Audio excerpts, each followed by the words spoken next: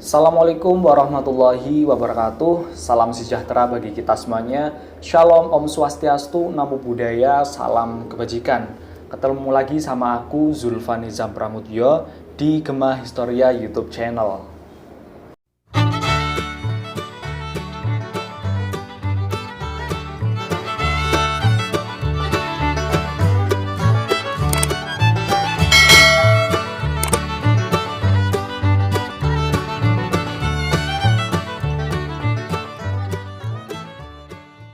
Nah, di kesempatan kali ini aku ingin membahas cerita menarik, yakni pertarungan antara manusia dengan hewan buas yang pernah terjadi di Indonesia.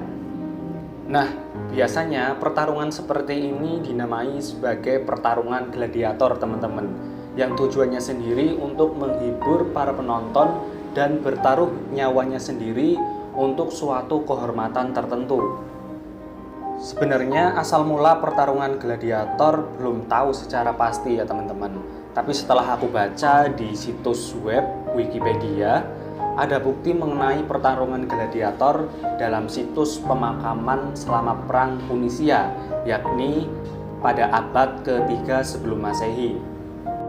Perang Punisia sendiri merupakan peperangan yang terjadi antara Romawi dengan Kartago, yakni antara tahun 264 hingga 146 sebelum Masehi, dan merupakan perang terbesar di dunia kuno pada saat itu. Kata Punisia sendiri berasal dari kata Punici yang memiliki arti bangsa Fenisia dalam bahasa Latin. Perang ini terjadi akibat adanya keinginan Republik Romawi untuk memperluas daerah kekuasaannya. Seiring perkembangan zaman yang semakin maju dan berkembang pesat, gladiator menjadi bagian penting dalam kehidupan sosial dan politik di dunia Romawi. Ketenarannya membuatnya berkembang menjadi tontonan yang lebih jauh, lebih mahal, dan lebih mewah, dan disebut sebagai pertarungan gladiator.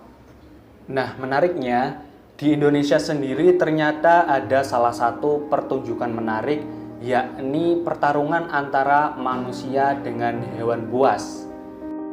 Pertunjukan tersebut terjadi pada tanggal 17 September tahun 1968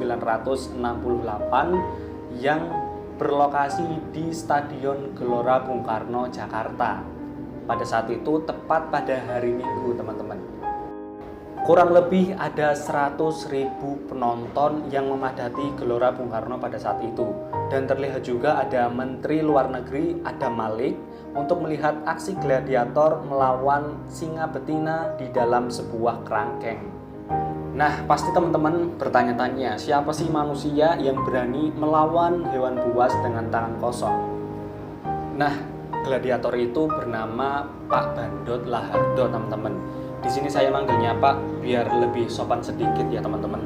Nah, Pak Bandot Lahardo ini ditugaskan untuk melawan singa betina hingga tewas dengan tangan kosong. Tapi sayangnya pada pertarungan tersebut, si singa betina ini tidak mau berkelahi atau bertarung dengan Pak Bandot Lahardo.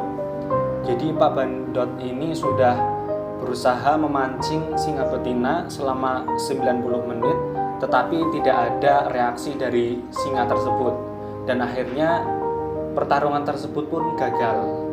Namun, meskipun gagal pada pertarungan tersebut, Pak Bandot Lahardo ini tetap melanjutkan atraksinya dengan melawan banteng di stadion yang berhasil melukai dada bantengnya, teman-teman.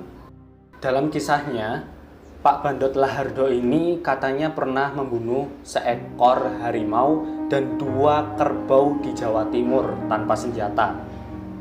Lalu aku baca juga di akun Twitter Potret Lawas ya teman-teman, yang menjelaskan bahwa Pak Bandot Lahardo ini merupakan seorang gulat, seorang juara gulat asal Jawa Barat yang memiliki kelompok sirkus, teman-teman.